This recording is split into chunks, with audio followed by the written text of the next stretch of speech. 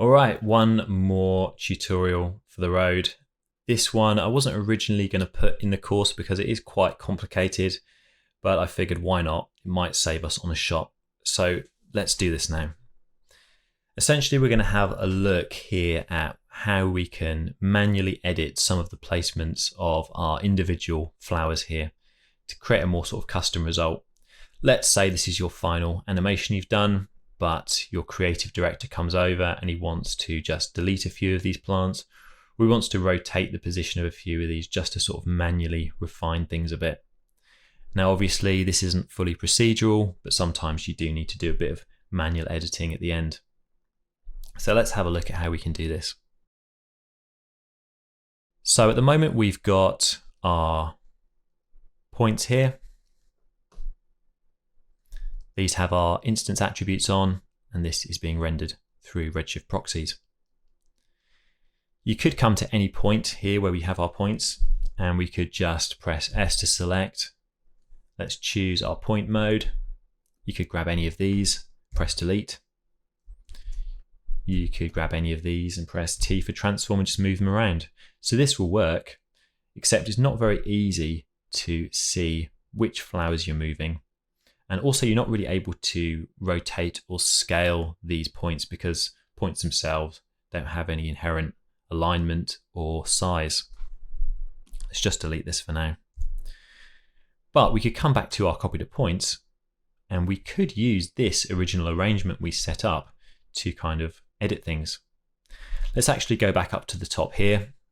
Let's disable our time shift by pressing Q. So now if we need to, we can just scroll through this.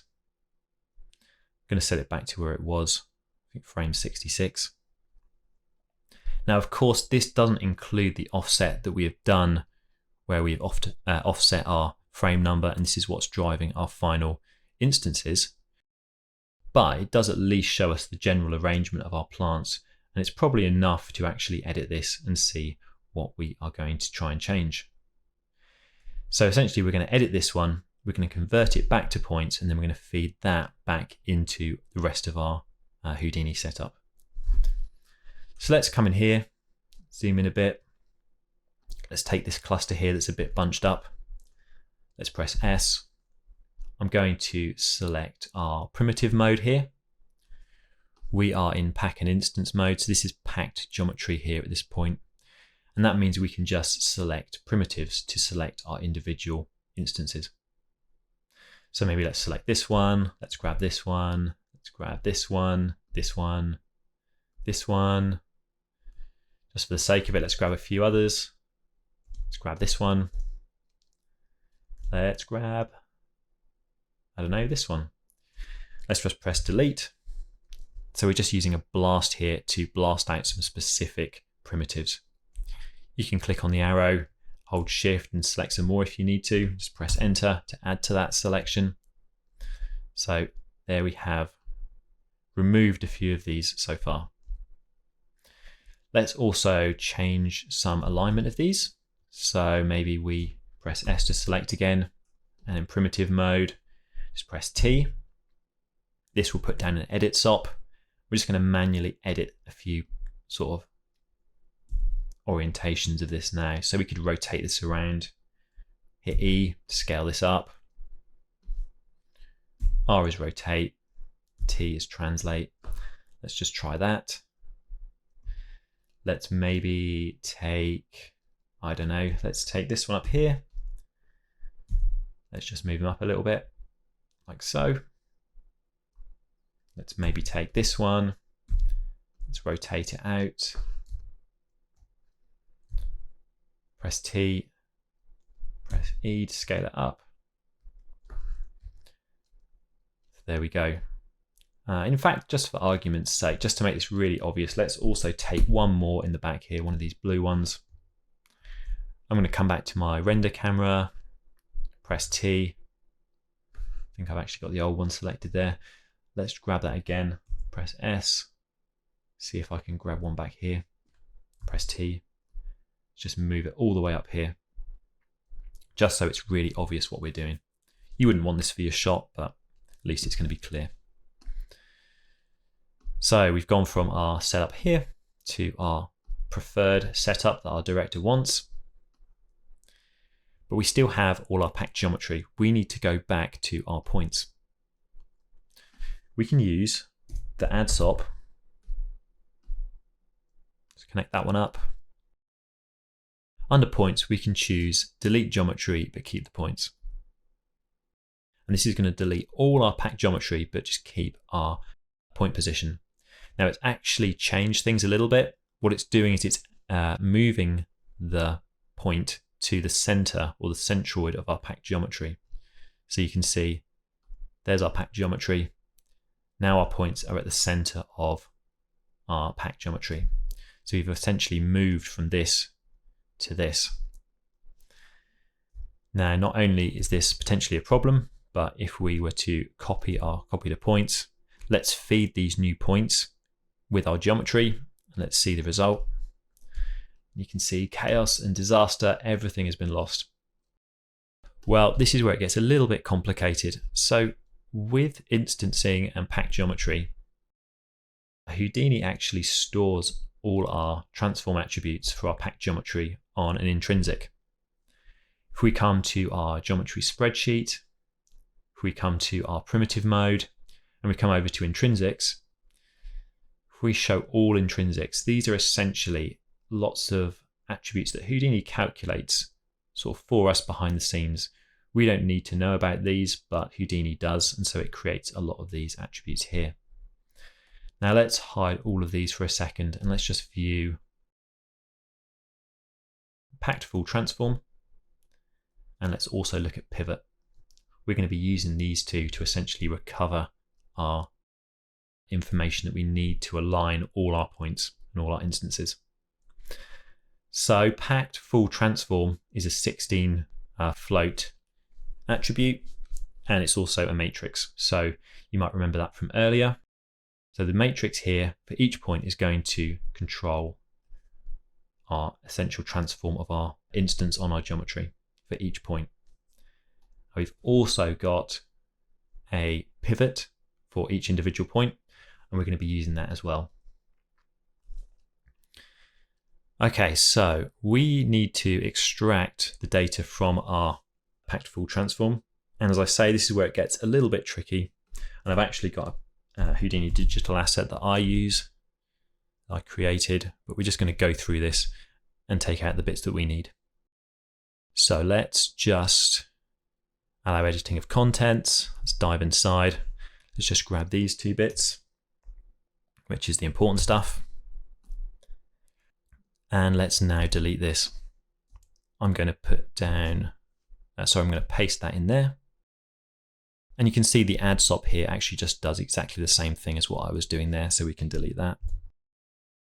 And let's just wire up our cracked packed transform to our, let's just wire up our geometry into the first input of our cracked packed transform.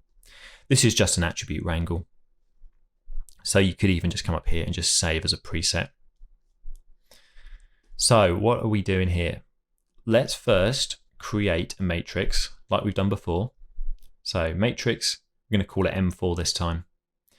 And we're going to use the prim intrinsic function, and that's going to allow us to access our intrinsics on our geometry. If I open the help by pressing F1, you can see we need our geometry. In the case of this, it's our 0th input, so input 0. We need the intrinsic name, which is packed full transform, and we need our prim num. Now I've actually got point number here.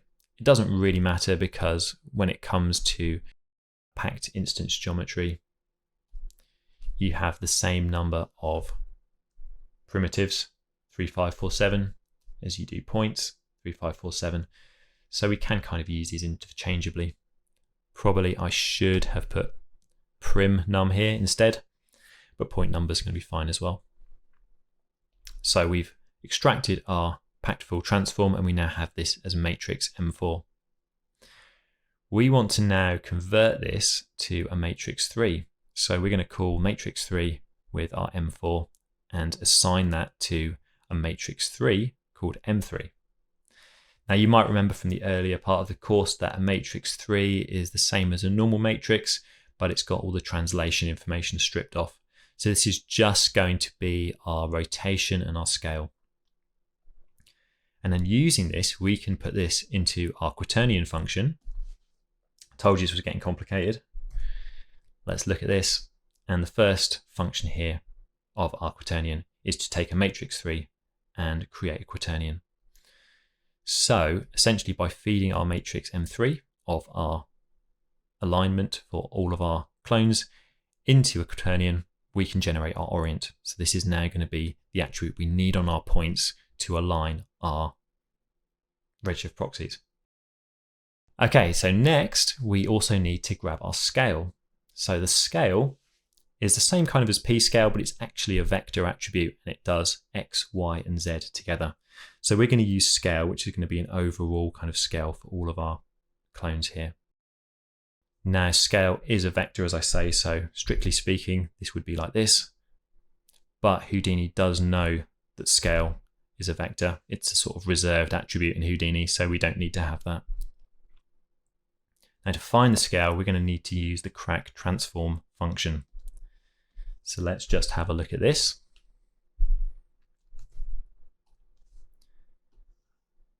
So crack transform will allow you to return certain parts of your matrix. In particular, we want our scale here.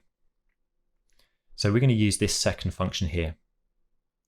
Now simply put, we have our translate, rotate, and scale order, and we have our x, y, and z order.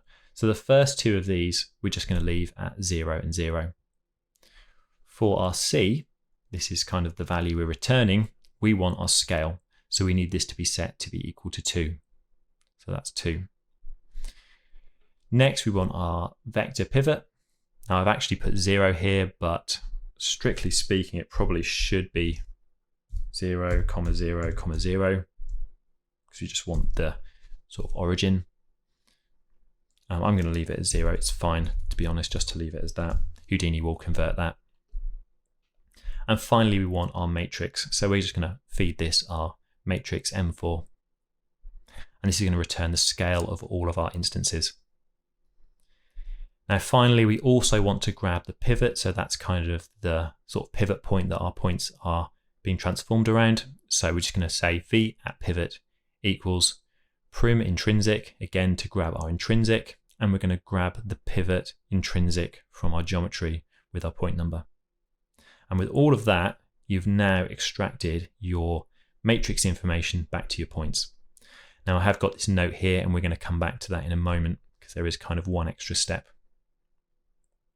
So we've extracted that.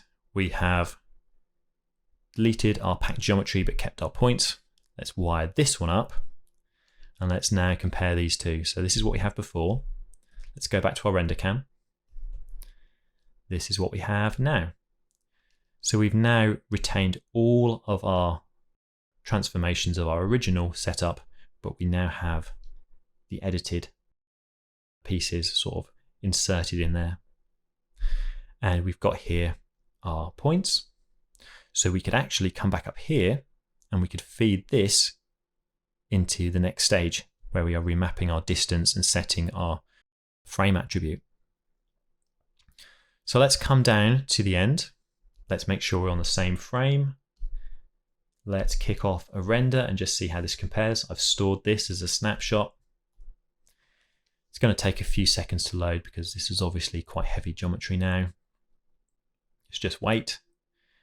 And oh no, can't go to the pub just yet. We've broken everything. Everything is flying all over the place. So this is the issue that I was talking about a moment ago. Referred to it here. The gist of it is essentially we've created a pivot on our geometry.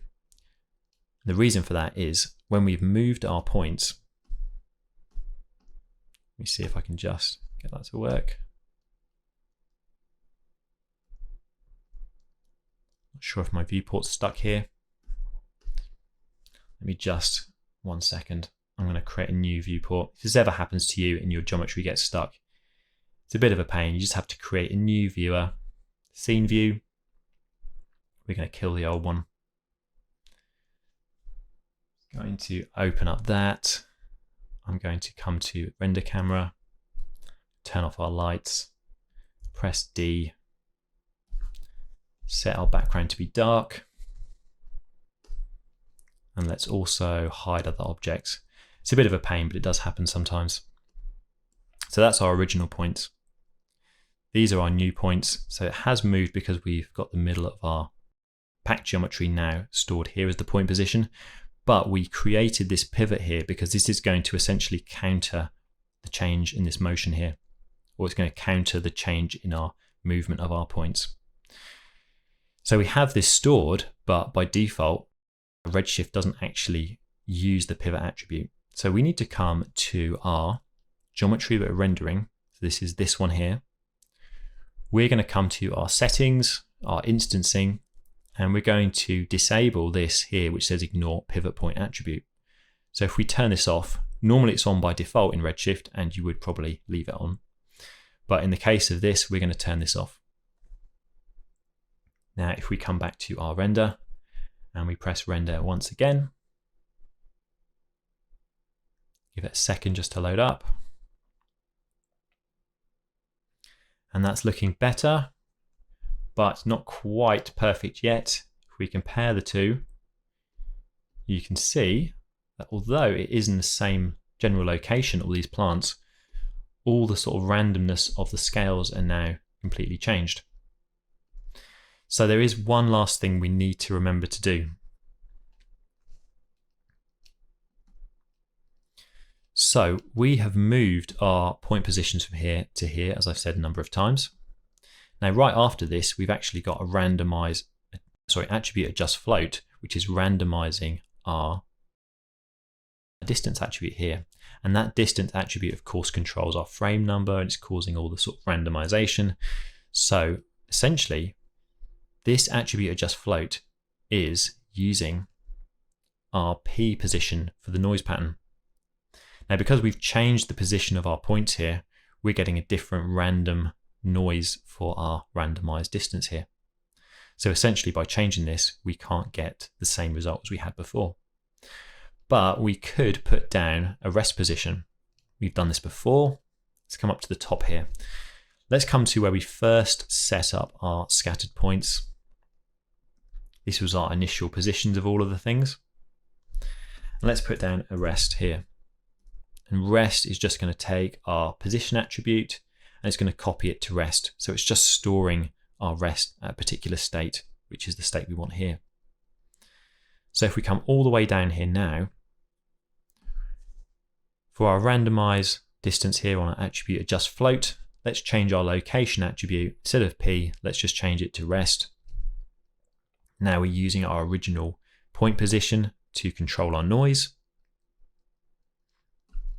And with that, hopefully this time, everything should align. Kick off one more render.